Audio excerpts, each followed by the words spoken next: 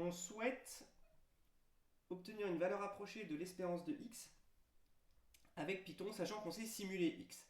Donc l'idée derrière, c'est la loi faible des grands nombres qui s'applique ici puisque x admet une variance et une espérance.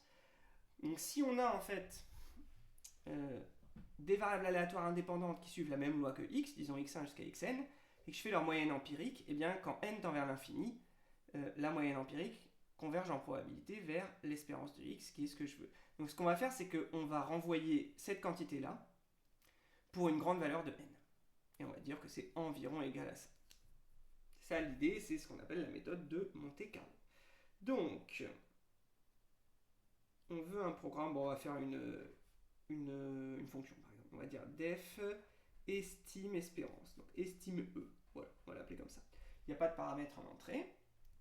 Et l'idée, c'est de calculer ça. Alors, pour calculer ça, on va le calculer dans une boucle for, parce qu'on n'a pas le choix, parce que là, on ne sait pas simuler un échantillon de la loi de x, donc on va simuler n variables aléatoires les unes après les autres.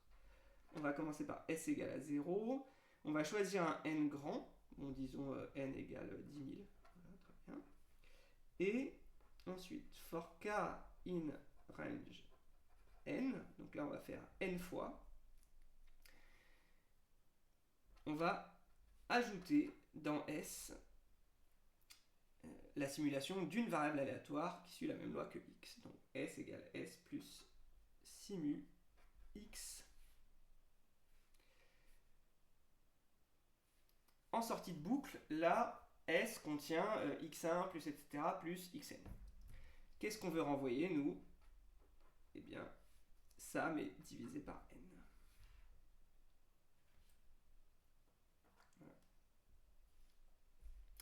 Le barème, donc un point pour expliquer ce qu'on fait, et donc avoir compris en fait ce que c'est que la méthode de Monte Carlo, deux points pour calculer S dans une boucle for, et un point pour renvoyer S sur N. Ça fait 4 points.